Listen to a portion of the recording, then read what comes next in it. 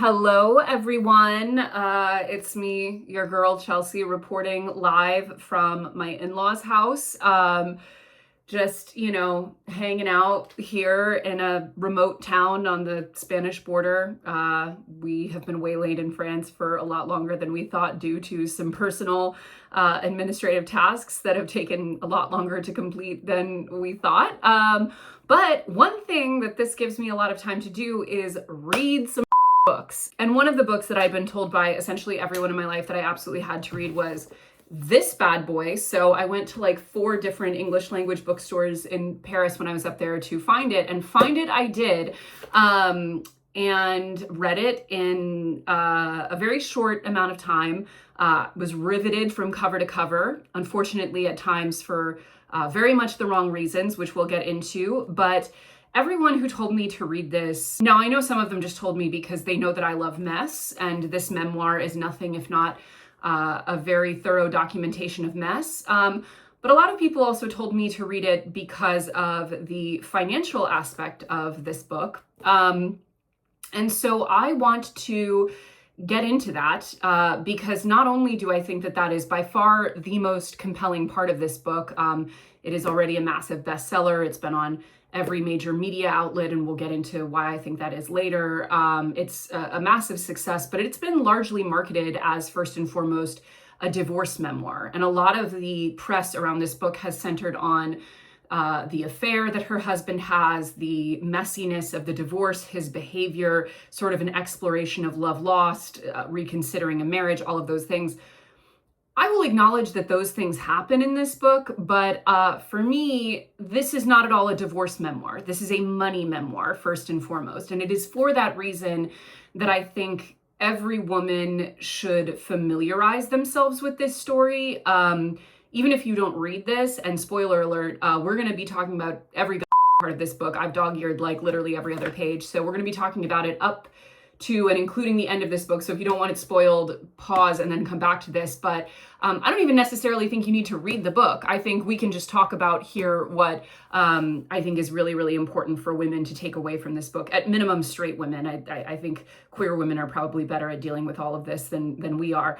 But anyway, so I have an extremely dog-eared copy of the book Strangers by Belle Burden. I have my Coke Zero, the superior beverage to Diet Coke. I will not hear any slander. And yeah, I've got nothing but time this afternoon to talk about this book because it's absolutely crazy. Cheers. As always, before we get into what we're here to talk about today, I would not be a good, prudent business owner if I did not remind you that we are an independently funded media business, entirely female-owned and operated. We don't just talk about women's empowerment / when women's empowerment is not taking place, as in this book. We also live it every day.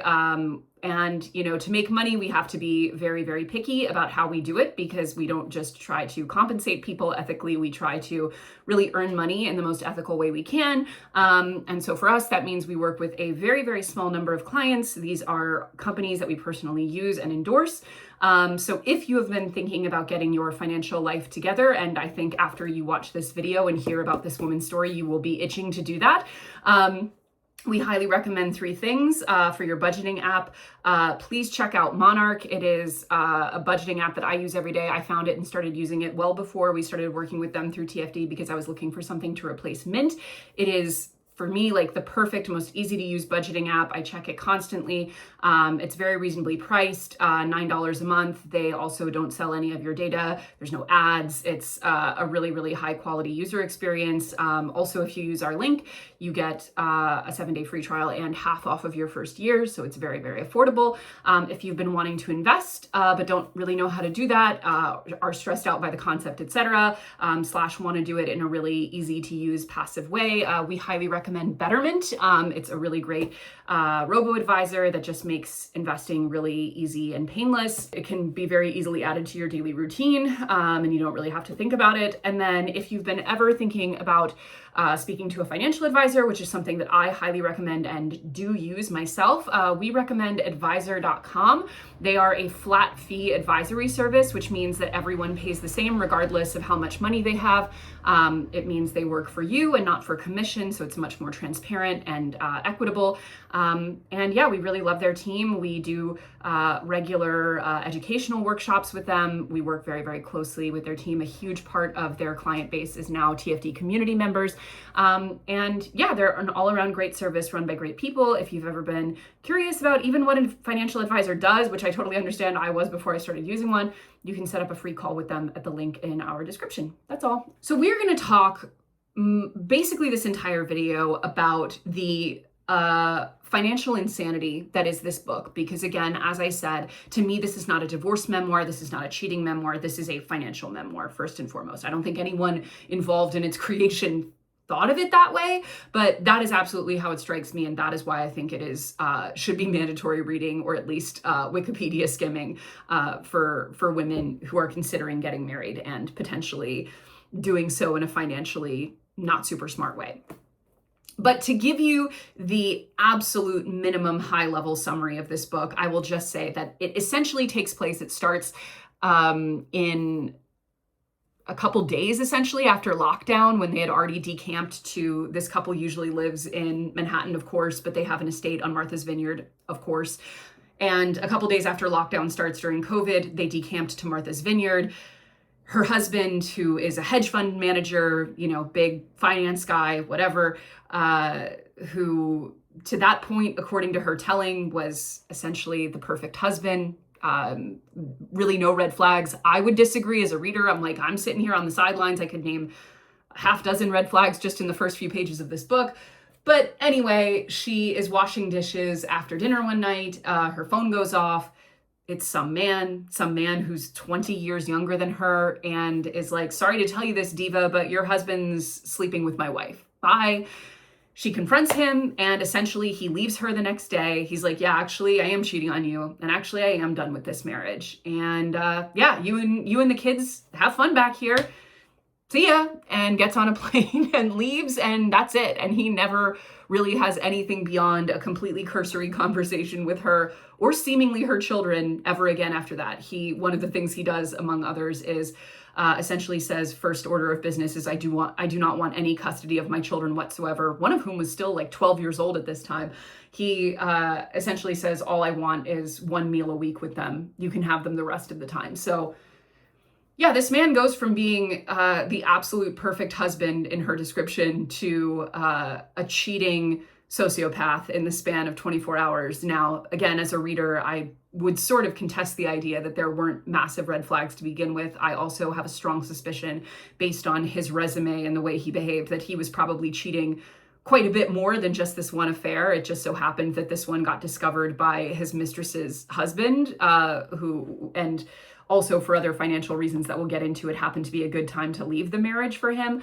But either way, that is sort of the high level plot of this memoir. And then the rest of the book is sort of her navigating the year and a half after he leaves, and sort of the emotional and mental fallout, and reconsidering her marriage up till then, a lot of personal exploration, etc. But that's kind of what the story is in so many words, and that's what a lot of the press has been focused on. But again, to me, that is far from being the most compelling part of this book. This is a financial book.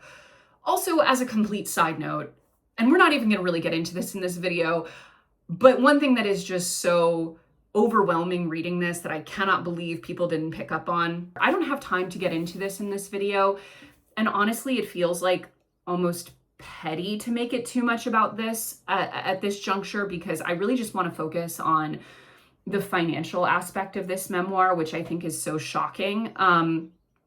But one thing that you get so much of in this book, that I think the only reason the author writes it the way she did, and it remained in the book throughout the entire editing process, is because probably everyone who touched this book was living a similar lifestyle during COVID. So nobody really thought it was that shocking, or in my opinion, kind of offensive.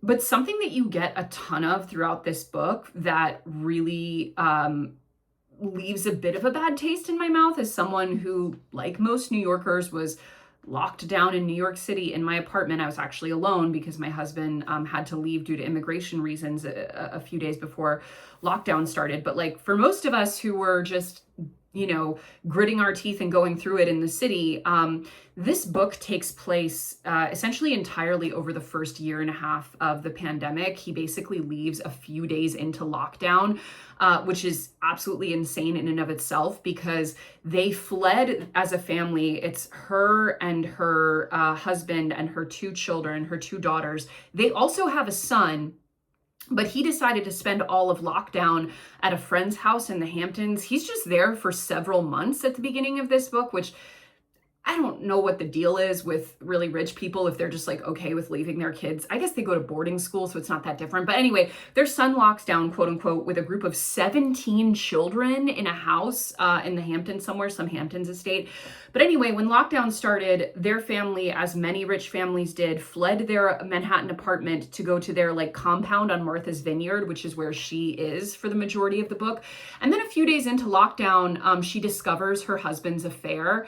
And he essentially is like, all right, well, I'm leaving you, so bye. And then gets on some kind of helicopter or I guess ferry. I don't know how he gets home actually in the first part of it, but then goes all the way home to Manhattan. And then for the rest of the book, they're kind of going back and forth as they will. She also spends basically the whole summer at the Martha's Vineyard Country Club, where they're in a bubble. But I looked this, what I think is the country club she's talking about online. There's no way this has less than like 500 plus members. It's like a massive tennis club. There's also like an anecdote about how they like left their dog in a kennel for like the first several months of lockdown. Like they're like teaching their 14-year-old daughter how to drive on the streets of Martha's Vineyard, even though she doesn't have a learner's permit. All of these anecdotes to say, because this was all happening against the backdrop of COVID specifically, there is also this very ambient sort of awareness throughout the book that like one thing about rich people is the rules do not apply to them whatsoever. And that is very clear with how the pandemic is handled. That is very clear with how this man navigated his marriage. Like at every juncture, there's just absolutely no sense of like, oh, I should not maybe do these things because we're all trying to live a little bit differently due to this pandemic. Like rich people just had a completely different early COVID, and that's just all I can say about that. But again, that's kind of a separate note. That could be its whole entire other video of like, what were the 1% up to during early COVID? Because I'll tell you, they were having a ball. But I just want to say that is like also a vibe that very much lingers over this book that I have not seen anyone talking about in the press around it.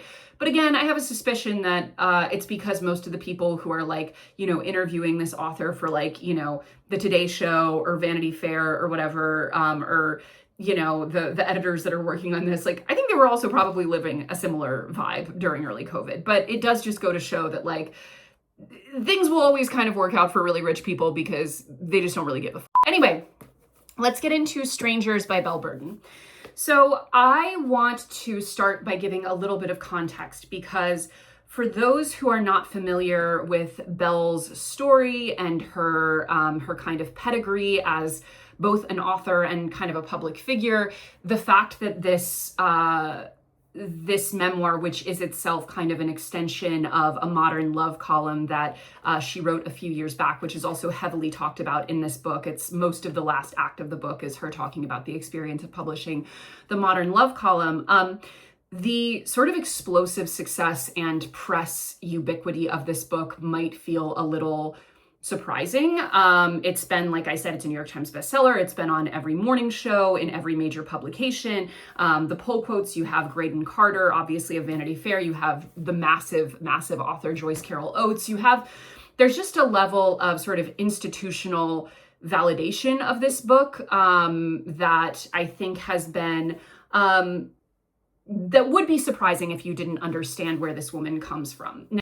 I also want to say, in terms of the book being a bestseller and being so successful out of the gate, like it is really well written. Like I did find myself really enjoying it as a piece of writing. As I said, I breezed through this book, and I don't always do that with memoirs, especially because so many of them are like ghost written and feel very kind of dispassionate and clunky to me in their writing style. This was really beautiful. It was really lyrically written. I found it to be very vivid. It painted a beautiful picture. And so I shout out to her for writing really beautifully. And I want to say, like, on its own terms, as a piece of writing, as a memoir, I think it was absolutely beautifully written. Cannot take anything away from that. So I want to say that first and foremost, because my criticisms here, and they're not even really criticisms, they're just my observations.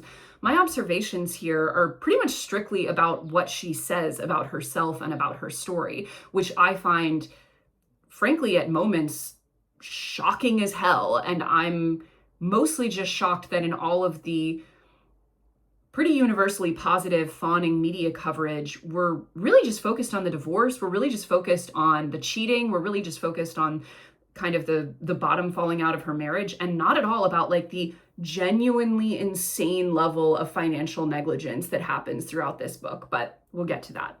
Now, in terms of the Nepo baby allegations, I want to be fair to Belle here and say that she does go out of her way in the first, let's say, third of the book to clarify her family background. She's not one of those Nepo babies who tries really hard to downplay the immense advantage that coming from not just wealth, but fame and, entrenched professional success brings. She's quite open about the level of access that she was born into. Now, her family tree is pretty extensive because her parents divorced when she was young and remarried. And so there are people in her family tree who are blood relatives, who are step relatives that she's very close to. She also has divorce in her in the grandparents' generation.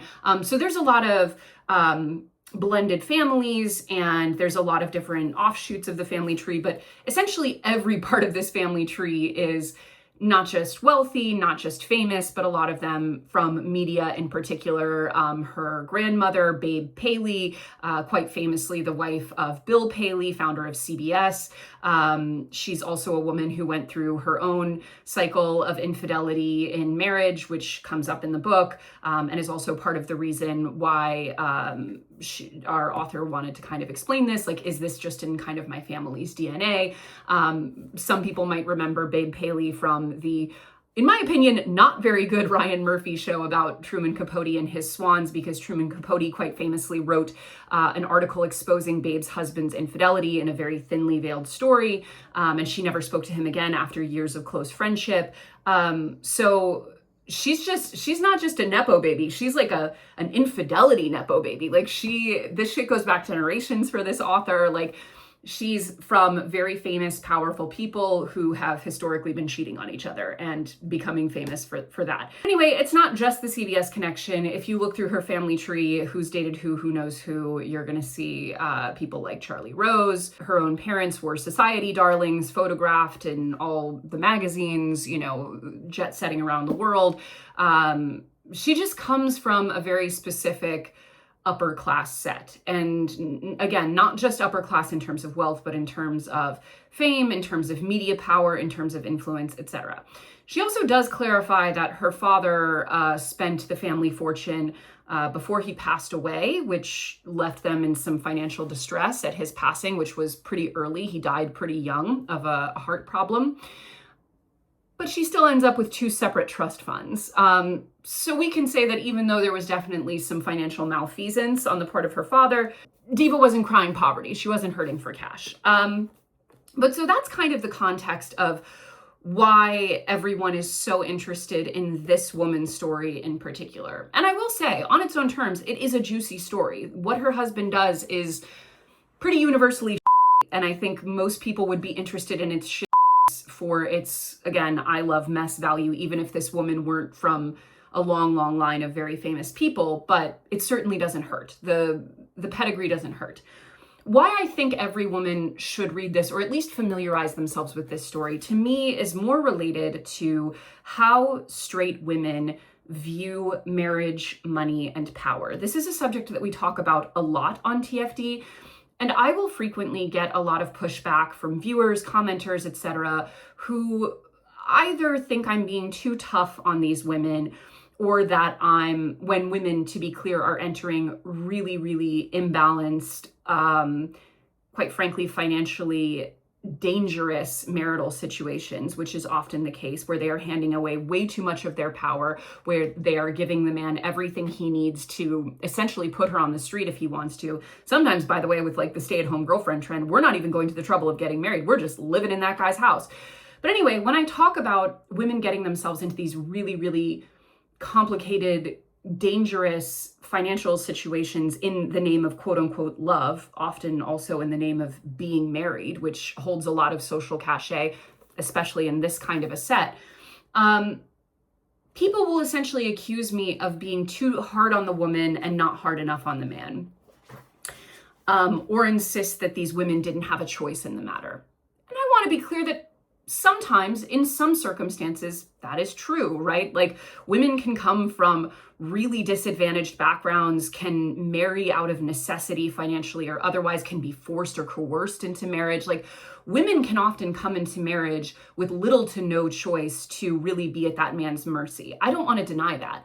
What I do want to point out is that often, more often than I think we would sometimes like to admit, women are willfully abdicating that agency and that accountability to themselves and their own futures, completely of their own volition, even sometimes when they come into the marriage with more assets, as is the case in this book. And one thing I will never do is celebrate a woman intentionally abdicating her agency.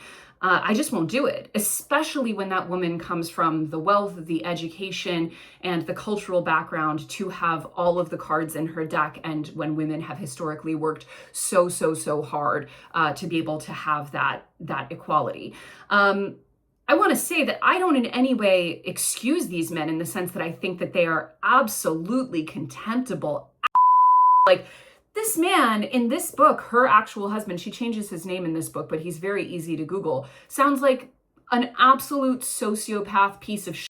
He sounds like, for my VPR heads out there, he kind of comes across as like a wealthier and more educated Tom Sandoval or something. Like, he's just an absolute nightmare narcissist, it sounds like. And I'm going to give her the benefit of the doubt and say that everything she says about him with regards to the way he behaved in their marriage is absolutely true. I don't think she has a reason to lie about that. Also, she comes off really, really badly in this book. I think not in a way that she intended or really realized. So yeah, I think if she were going out of her way to make him seem way worse and herself way better, she probably would have written this differently. So I'm just going to say he seems like a complete nightmare. And in many of the stories that we talk about on TFD of women ending up in these incredibly sort of imbalanced, financially precarious marriages, I want to say there's absolutely no love lost between me and these men. They're disgusting. They're pigs. I can't believe anyone married them, let alone these women who seem otherwise like great and competent and interesting people. But where I want to hold us as women accountable amongst ourselves is that I don't think we necessarily get to have it both ways. I don't think we get to voluntarily and joyfully give up all of our agency and submit to a man out of our own desire for a very specific vision of marriage or love, and then simultaneously want to be treated as sort of equal partners in this marriage. Unfortunately, once you give away your power to that extent, you essentially have the same relationship to this man as your children do. He's basically got you on an allowance. And I think that for a lot of women, especially when the other shoe drops and the marriage is ending, as in this case, there's this sudden, cold water moment on your face of like, oh, I've been living the past however many years or decades, willfully putting my head in the sand about money, about power, about all of these things. But I'm a grown adult woman. I want to be treated and viewed and respected a certain way. Unfortunately, I do think, and it's not to say we can't ever earn it back, and certainly many women do. When many women later in life do take back their agency. We've had some of them on Just Getting Good. I know that they're out there. But I do think often as women, we are far too quick to give up all of these things and far too naive about how difficult it can be to get it back, how difficult it can be to reclaim not just our dignity in the face of a bad marriage, but even our basic day-to-day literacy. I mean, many women literally don't even know how to get into their bank accounts, and she's one of them. Okay, we have to actually talk about this memoir because, again, the bigger picture for me as to why I think women should read this is because I think it is one of the more extreme examples I've ever come across of a woman who had absolutely every reason to go into marriage as an equal partner. Not only did she come into the marriage with more assets than her husband, with a background of greater wealth and prestige, with education, all of that, she was literally a lawyer. She was a lawyer when all of this happened. And she still managed to end up completely at this man's mercy and being dragged through an absolute humiliation ritual in divorce court to hold on to the few things that she had. And so it is a story of if it can happen to her, it can happen to anyone. But again, what I would say, per what I just talked about with women being so quick to give up their agency in the name of love, is that I don't think it happened to her. I think this was a choice on her part. So let's talk about her story. So in this story, in this book, Belle Burden, the author, her actual name is Flo Bell. So like people in her life, like family and her husband and stuff call her Flo, but everyone else calls her Belle. She comes from this background of wealth, prestige, power, all of that. She has a pretty affluent, comfortable childhood, adolescence. She tells a lot of really, honestly amazing seeming anecdotes about just growing up rich East Coast. Good for her. Hanging out at, Babe Paley's estate, sipping iced tea and, trying on her really, really fancy jewels. Something my grandmother, I think my late grandmother, who I really loved, feels in many ways kind of Babe Paley coded to me, to the way that she describes her. And one thing she notes that her grandmother did was she let her try on all of her beautiful, fabulous jewels, and all of Belle's favorite pieces her grandmother had reproduced in costume jewelry for her as a child. Like, talk about a delightful upbringing. But anyway, that's kind of the context that she comes into adulthood with. And as I mentioned, she gets a great education. And when she meets her husband, she is working with him at a pretty prestigious law firm in New York City. She is herself a corporate litigator. I'm going to say corporate litigator. Maybe she's not a litigator. Maybe she's not actually in court. Maybe she's just a lawyer. I'm going to be honest. I don't know. I'm not super familiar with the differences between the different kinds of attorney terms, but she's a practicing attorney who works in big law, works for, corporate, works for big corporations. She's going on business trips, going through files for 10 hours a day in some office in Kansas City or whatever, working on big, big corporate cases. But so I say that to say, like, this woman was a lawyer. And so she meets her husband working at the law firm. They meet at work. They have an absolute whirlwind romance, which sounds really fabulous. There are things from her husband that feel very red flaggy to me, even really, really early on in their courtship. To me, any man who's like rushing to get married after a few months, that in and of itself is a big red flag. But the first sort of like insane step toward abdicating agency comes about 5 days before their wedding, when her then fiance insists that he wants to change the terms of her prenup. Now, again, bear in mind, this woman is an attorney. She has a family counsel on call, their like family attorney, who strongly advises her against making these changes. And she is the one who's coming into this story with multiple trust funds and like a huge background of wealth.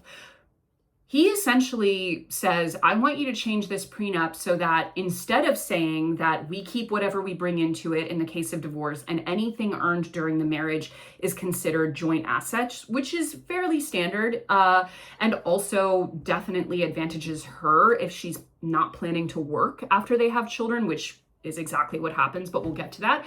He says, I want to make it so that the only things that are considered joint are things that we hold jointly in our marriage. So things that are under both of our names, things that we put in joint accounts, etc. But anything else that we decide to keep separate during the marriage, we don't split in the case of divorce.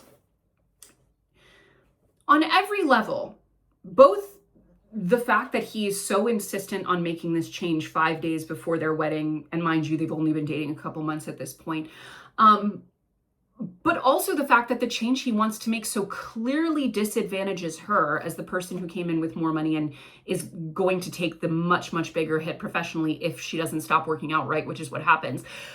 The fact that this is not setting off the most obscene alarm bells, and it does in the part of her family attorney, who's like, Diva, don't sign that. Like, basically, he's like, if you're gonna make me do it, I have to listen to you. Like, I work for you, I'll do it, but you should not sign this. Like, this is a bad move for you. And she's like, but I loved him, so I wanted to do it. So that sort of just sets us off on, let's just say, a very specific tone for the rest of this marriage. We don't even have to speculate. I'll read to you exactly what her lawyer said. Her husband in this book is named James. Her lawyer is named Tom, quote unquote. With James sitting beside me, I called Tom to request the change. I put the call on speakerphone. I did not tell Tom that James was listening. Tom told me it was a bad idea. It was standard to share in what was earned during a marriage by both James and by me. It was what my brother and Charmaine, his wife, had done, what most couples do. It was fair. I made the counter argument, repeating the words James had given to me to explain why we should make the change. Finally, Tom said, "Okay, Belle, if this is what you want." After we hung up, I felt a wave of anxiety. I was going against legal advice, but James was my family now, my soon-to-be husband, the future father of my children, the love of my life. After how many months? He was the man I trusted most. Again, after how many months? Okay, sorry. And our wedding was only 3 weeks away. Sorry, it was 3 weeks away, not 5 days. Any conflict over the prenup could derail the whole thing. I didn't tell my mother, Susan, her stepmother, or my brother about the change. I worried that they would intervene, that they would stop me.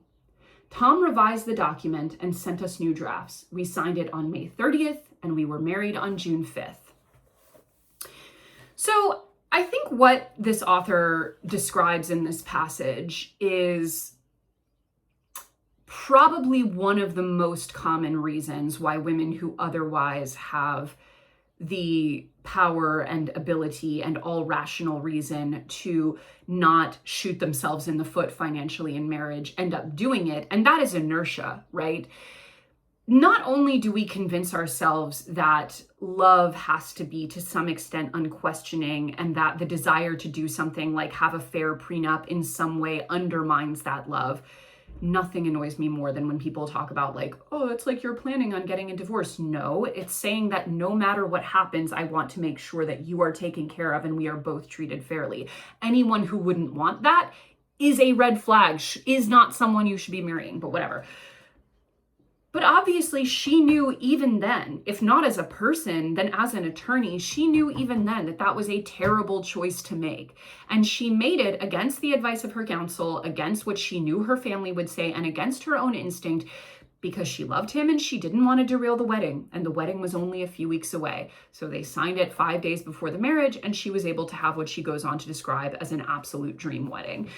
And that to me is something that I think absolutely every woman needs to understand, is that often the path that we're set on with being in a really, really disadvantaged place financially, in marriage, professionally, etc., is just a matter of a few key moments. And all we have in those moments is our instincts and our ability to reason. And if in cases like this, we give that up entirely so that we don't have to derail our wedding, it is insanely, insanely difficult for the rest of our marriage to ever quite get it back, to ever undo the damage that is done in those few key moments. Like that prenup, as I said, set the tone for her entire marriage, but it also logistically made it very, very difficult to make different or better decisions, because again, it was essentially entirely at his discretion, being the only earner for the rest of their marriage, what he was going to do with his money. He had essentially all the power from then on. That said, though, the horrendously bad prenup that she signs, knowing that it's a horrendously bad prenup, is really just step one, though. Like for many marriages, the bad decisions would stop there. But actually we make several more through very similar reasoning that essentially crystallizes this incredibly imbalanced, incredibly disadvantaged position for her. Again, that's totally voluntary. She came into this marriage with more assets and was a lawyer, earning a great living. But so in the case of many financially bad marriages, it is mostly just based on a really bad prenup. That can just set you off onto a terrible path, and especially if you combine it with the woman not earning money of her own for the rest of the marriage, which is often the case, by the way. A man who wants to stick you with a bad prenup is also not going to be too happy at the idea of you working and earning your own money. I think those things often go together, and they certainly do in this case. But that would have been enough. Unfortunately, in the case of this author, we did not stop with just signing a really bad prenup that we had absolutely no reason to sign 5 days before our marriage. We actually go much further than that. As I mentioned, this author comes from a huge amount of wealth, family wealth, and although some of it was frittered away by her father, there was still enough for her to have multiple trust funds, 2 trust funds. What she then does in this book is they buy 2 really key properties, I believe one of which is valued in the book at, I believe today, over $8 million, or about $7.5 million. The other one, I'm sure, millions and millions. So these are really, really substantial assets. And rather than her buying them and having them entirely in her name, or having him buy them because he's the one who's working as a hedge fund guy and she's a stay-at-home mother at this point, they've had some children, she drains both of her trust funds to buy both of these properties and then puts them in both of their names. So they are joint assets. I will read her words. She's already by this point bought the Manhattan apartment with her own funds. Now she is buying the Martha's Vineyard estate with her own funds. She says, "My last trust from my father's father, one that would have gone to my father if he were still alive, matched the purchase price exactly minus a small mortgage. The trustees agreed to release the funds. When we closed, I did exactly what I had done with the apartment. I listed James and myself as joint owners. I was happy to contribute something so meaningful to our family to cure in some ways James's heartache over having once lost a house on this very same island. And after 5 years of marriage, I believed even more strongly in our partnership, in our commitment to each other." Now, for context, he had grown up with some amount of wealth, but his father lost it all with some bad spending and business dealings. And so she was buying these properties with her own money, even though he was the only one earning money at this time, and then put them in both of their names. This time it was sort of to heal those childhood traumas, I guess. The other time she mentions it's because she wanted to contribute something substantial to the marriage to essentially demonstrate her love. And also out of a sense of fairness because he was the one bringing in the money. Never mind the fact that she was, during this whole time, a stay-at-home mother. Now, I'd argue that they had full-time nannies throughout this process that she talks about, so I don't really know. They also had things like cleaners, etc. So we're not even going to drill down into what the actual sort of labor component of that was as compared to a regular stay-at-home mom. But suffice to say, there is some inherent value to being a stay-at-home parent, first and foremost. But also, she mentions throughout the book that she wanted to start working, and he told her essentially, "No, I want you to stay at home as a full-time mother, even after the kids are already in school." So this man is fully telling you, "No, I do not want you earning your own money, even though you used to be a practicing attorney." And knowing that the only 2 things that you had that were entirely yours by the terms of this horrible new prenup, knowing that the only 2 things you had have now gone into these properties, you still chose to make those joint assets while not having any awareness of what was going on in your husband's accounts, because again, he's the only one earning money and he's divvying up that money however he sees fit. And of course, those chickens come home to roost later in this book. So she signs the horrendous prenup that he wants to change at the very last minute. And then she drains both of her trust funds to buy these 2 properties and then immediately puts them in both of their names. So that takes us to what may be, to me, the most egregious part of this book, in the sense that it continues on to almost the very last page. I'm going to start by reading how their finances were managed on a day-to-day basis. Again, knowing that he was the only one earning money and that she had no idea how much he was actually earning or where that money was being kept. I paid our bills online and signed our tax returns, but slowly I lost touch with both the big picture and the details of our financial life, depending on James to tell me what to do. I felt some shame about it, about not being involved, about not asking questions, but I was afraid I wouldn't understand it, that it was too complicated for me, even though I was a former corporate lawyer. I settled into the vagueness, the luxury and privilege of not knowing.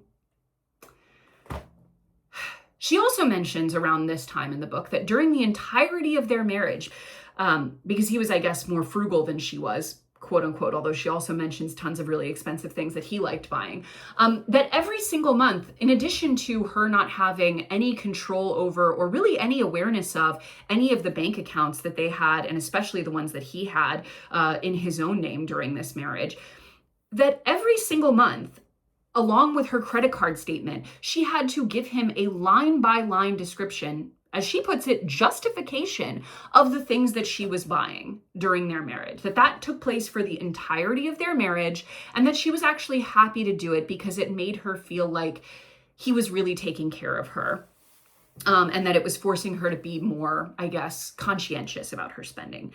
Now, given my personal pedigree in the financial space, I look at that and that immediately sets off massive red flags of financial abuse, as does a man who very specifically does not want his wife to be working at all. Both of those things together are like you could not get redder in terms of flags. And again, for me, there were many other red flags in terms of this man's behavior as she describes it throughout their marriage, but those two things alone, absolutely disqualifying. But I do want to stress that kind of dynamic, not at all uncommon in hetero marriage, and many times, like in this instance, completely voluntary on the part of the woman who's entering that marriage. One thing that she writes very late in this book that truly, like, I was knocked on my ass by this, is that dynamic of her not looking at any of their accounts and having to provide a line-by-line description of all of their purchases continued for the entire year after she found out about his affair and he moved out, up through when they actually legally got divorced. And she even writes toward the end of the book that she was happy to still have to do this, that it provided her some measure of comfort. She also says that he became even more exacting about what her purchases were and for how much. Viewer, I cannot tell you how unsettled my soul was imagining a man who not only was having an affair with a woman at work 20 years my junior after we've been married for 20 years ourselves, who not only leaves overnight and completely abandons our family in March of 2020, no less, literally up and leaves and doesn't see his own children again for months after that. The idea of that man, of me then having to willingly, joyfully even, giving that same man a day-to-day breakdown of like me buying a smoothie when I was the one who came into this marriage with more assets and I drained both of my trust funds to buy him his incredibly valuable properties. Like, I can't fathom such a thing. I can't fathom such a thing. It's almost totally breezed over in the telling of this story. But perhaps the sort of cherry on the sundae of the financial insanity of this book comes toward the end of their marriage, not the end of the book. It's less than halfway through the book, but it's a few months really before he ends up dropping the bomb on her. Two things that are incredibly key happen, both of which I can't even imagine more glaring red flags. One is that they had an appointment with their lawyer specifically to renegotiate the terms of their prenup because she felt that it was unfair to her and put her in a very vulnerable position. Not wrong. I'm right there with you, Diva. The day before their meeting with their lawyer, he literally just says to her, like, actually, can we do that another time? I just feel like we have other stuff to get to, basically. He said, quote, let's table the prenup for now. We have too many other things to do. Let's focus on the wills. I want to leave everything to you, not in trust for the kids. She says, I was touched that he wanted to leave me his assets outright, a change from our prior plan. It didn't seem like a problem to delay getting rid of the prenup, to wait for a better time. I said, okay. I'm really trying here, in light especially of our video that we had on the channel the other day with Princess Weeks, about how hard we can be on women in media and how we, relatively speaking, let men completely off the hook for bad behavior.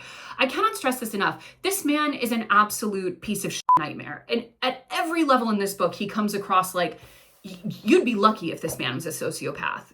As it stands, he just seems like a complete, utter who does not give a shit about his children, and should never have been a father. Like, that is beyond clear to me.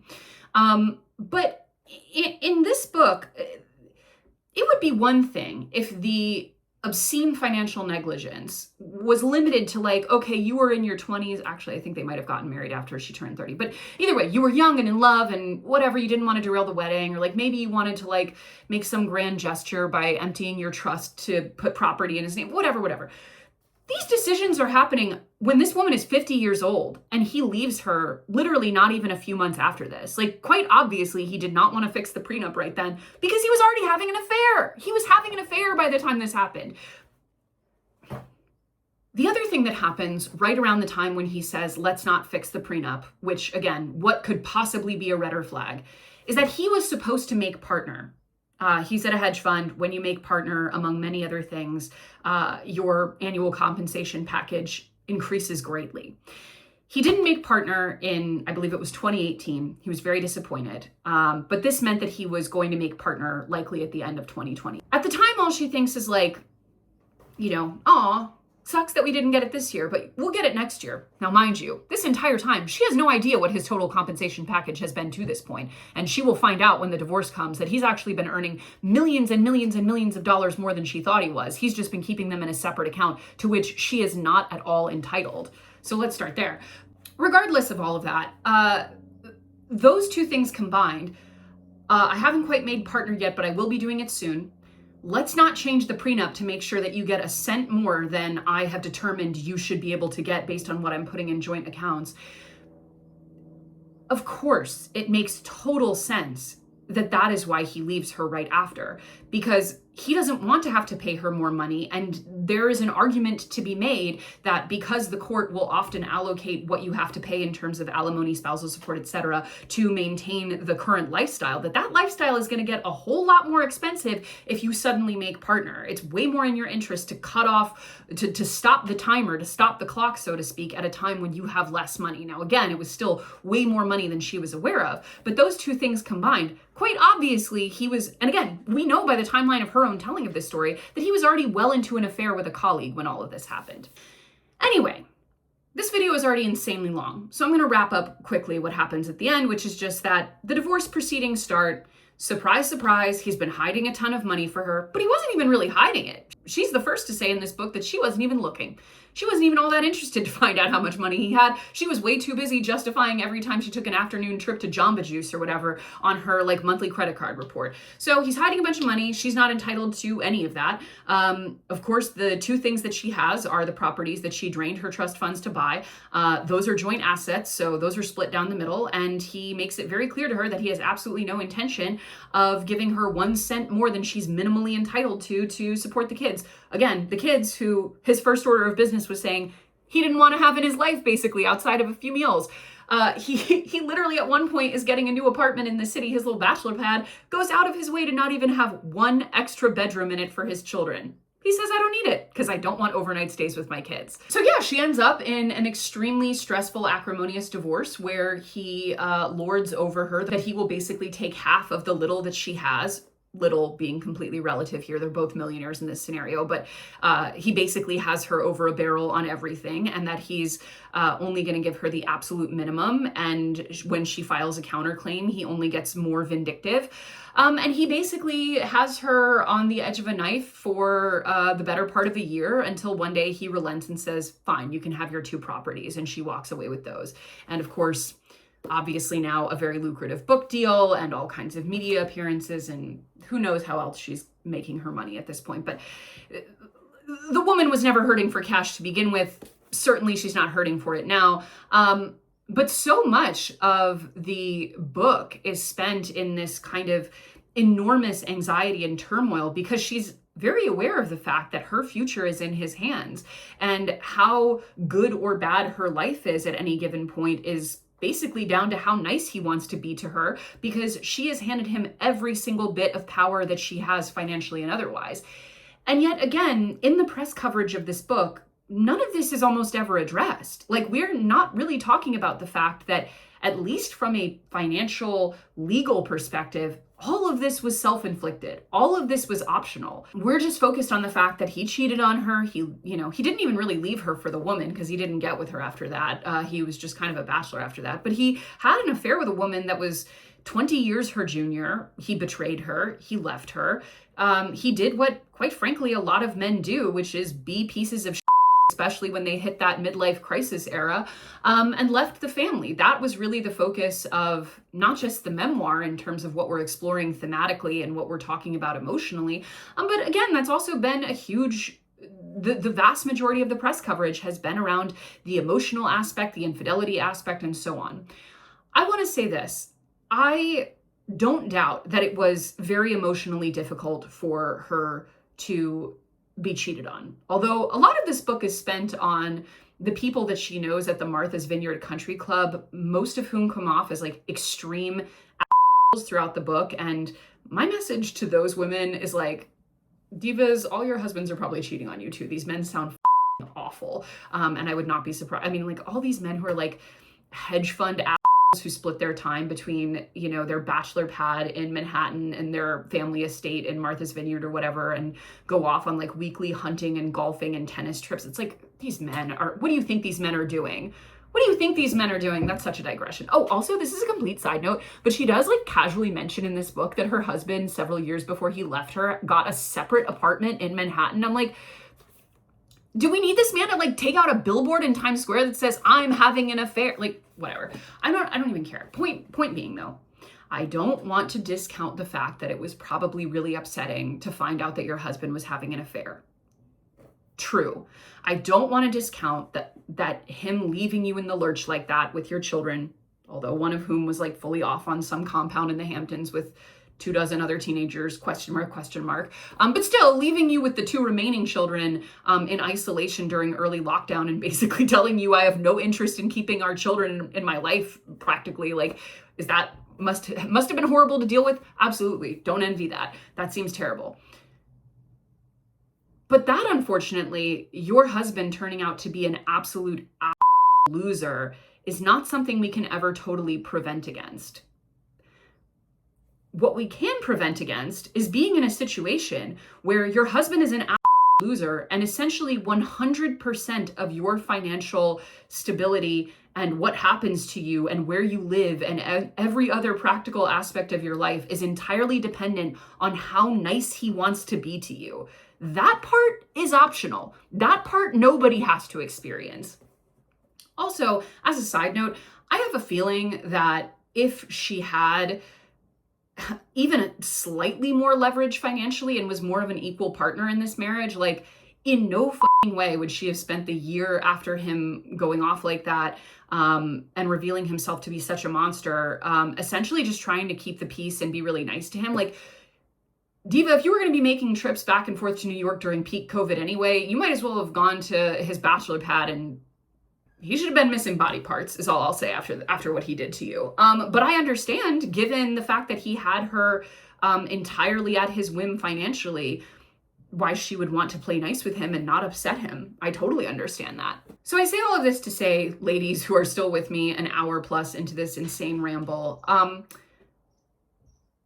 we have a lot of narratives about love and marriage in this country, especially as it pertains to heterosexual couples.